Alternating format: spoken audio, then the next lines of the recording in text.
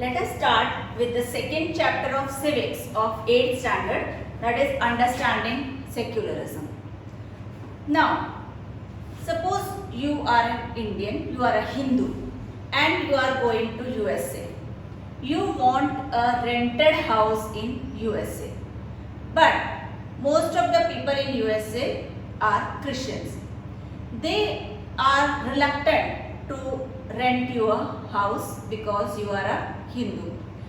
You go from one area to another area and you are keeping on searching for a house, but you are not getting a house only because you are a Hindu.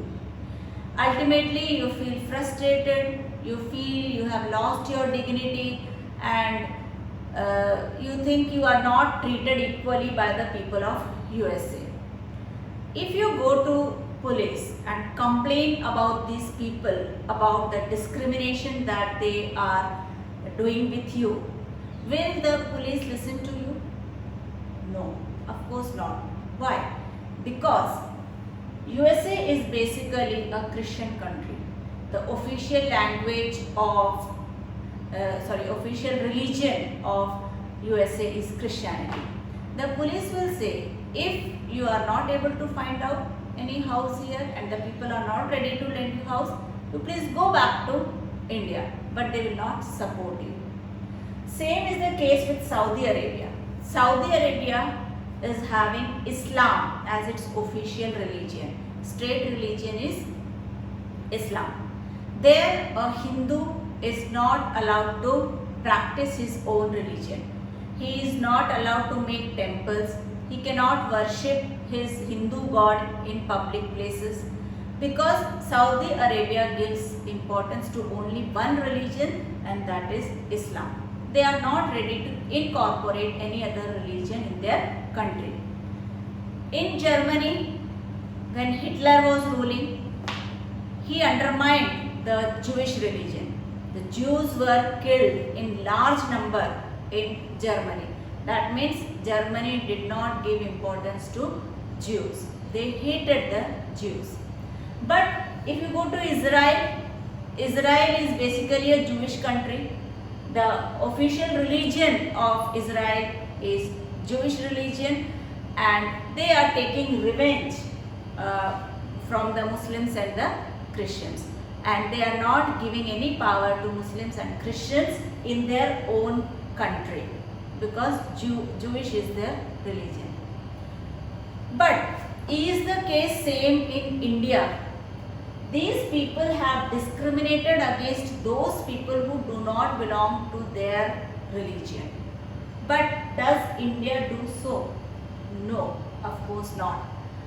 Because Indian Constitution gives freedom to everybody to live with their own religious beliefs harmoniously in our country. So this is what is called as secularism.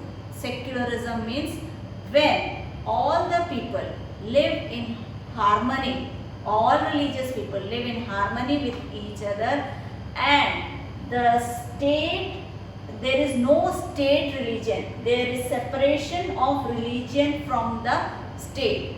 That means we don't have any state religion. We don't consider any one religion as important. So state do not have its own religion, and state does not take any decision based on the religion. Religion is a private matter and state is a political matter. So state and religion are separate in India. So such type of separation is called as secularism. In these countries, religion and state are mixed. The state is using the religion to discriminate the people. But in India, the state does not use religion to discriminate against the people. That is why India is called a secular country, and these countries are not called secular countries. Any country which allows all religion to flourish and there is no state religion, that state is called a secular state, and India is a secular state. Now, why we want to separate religion from the state? It is likely that if state is not separated from religion, then if a state is ruled by a majority religion, then it is possible that this majority religion may discriminate the minorities.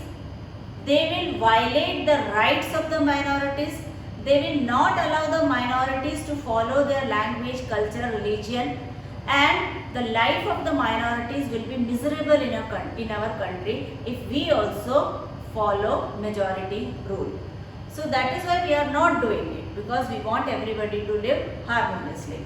So to avoid the rule of majority or avoid the misuse of power by the majority, we are separating religion from the state. Here in these cases, the majority religion is ruling, so they are not allowing the minorities to flourish in their country.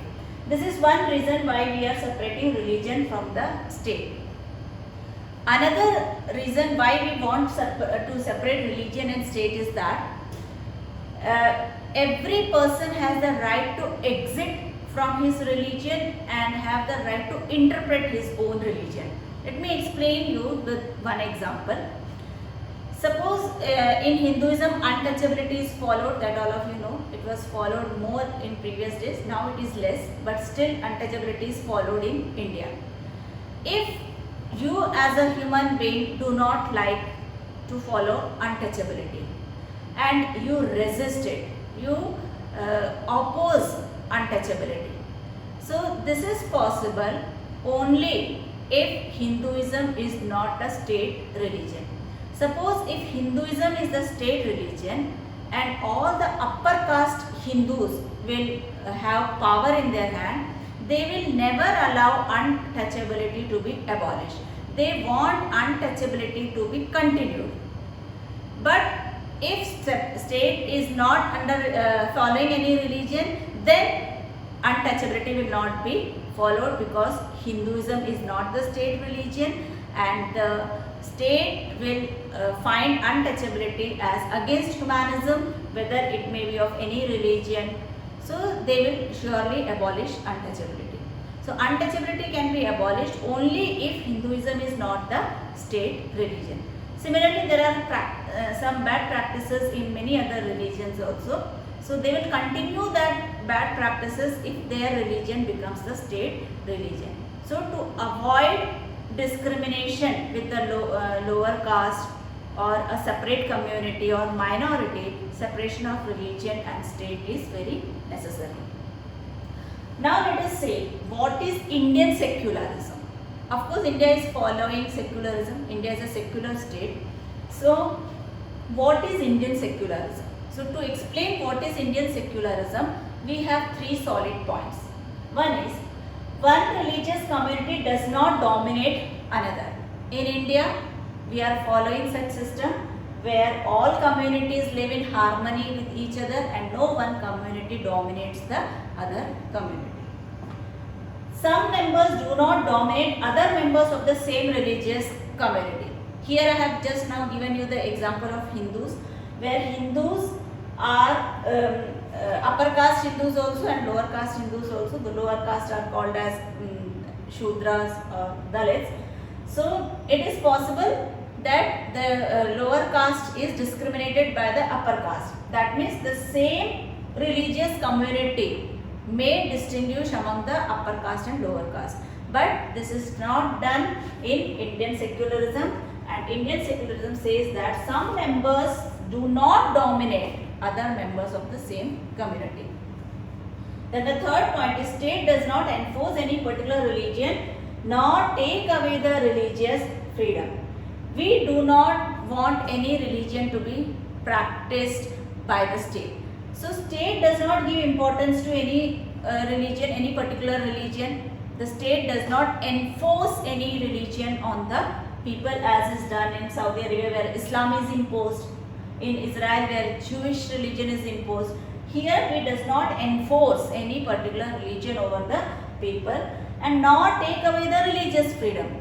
That means Hindus are allowed to form their own temples, they are allowed to worship any god they want. The Christians are allowed to make church. We are not taking the freedom of the Christians or Muslims or Hindus or Sikh also. They have the right to construct their gurudwaras, build their gurudwaras and do the worship in their own way. So we do not take away the religious freedom of anybody. So these are the three ways by which India is following Sikh. Now, we have studied that the Indian secularism is such that it prevents the domination of the majority community and it gives equal opportunity to the minority community also. So now let us see how Indian state works in various ways to prevent domination. So there are three ways by which the Indian state works.